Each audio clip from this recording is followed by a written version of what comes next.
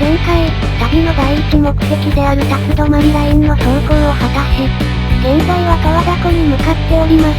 十和田湖付近の山までは街中の移動となり、あまり映像映えしないので、カット。森林浴を楽しみつつ、軽快に森の中を進んでおります。出発前から考えていたのですが、十和田湖をどういうルートで回るかを決めていません。右回り、左回り、そもそも一周するのか半周か、それすらも決めていません。とりあえず行くとこまで行って、あとは、まあ、感覚で。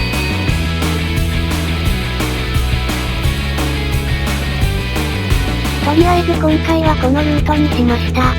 台風が着々と近づいているため、帰りはなるべく早く山形入りをしたいため、半周でかつ寝坊の時間を取り戻そうとするとこうなりました。そんなわけで十和田湖です。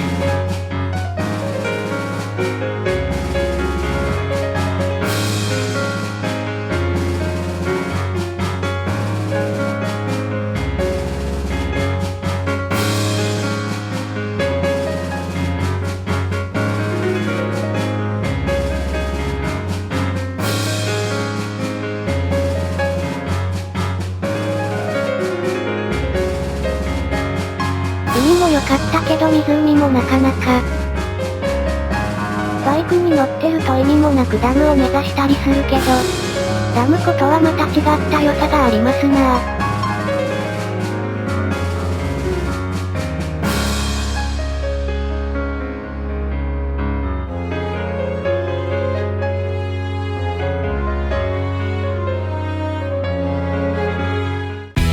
青森での予定も果たしたので、ここからは出発地を求めて岩手に行きます。と入っても宿を決めていないので、まあ県庁所在地に行きゃホテルなんざいくらでもあんだろ、という安易な考えでひとまず盛岡を目指します。特に面白みのない道が続きます。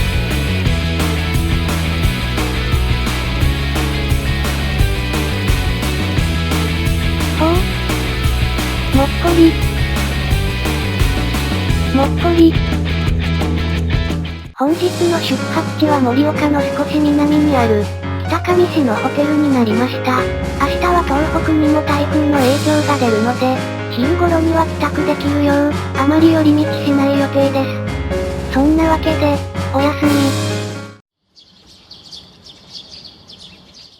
ホテルでゆっくり朝食を済ませ、現在はひとまず仙台方面を目指して宮城県に向かっています。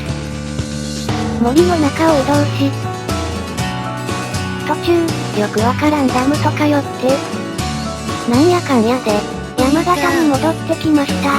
あまりにあっけなく帰ってきてしまい、編集時日空のしようもなくて、非常に困っています。とりあえずそれっぽいシーンと、バグム流しときゃ江戸っぽくなんだろわらわら。ってことで AD です。ここまでご視聴いただき、ありがとうございました。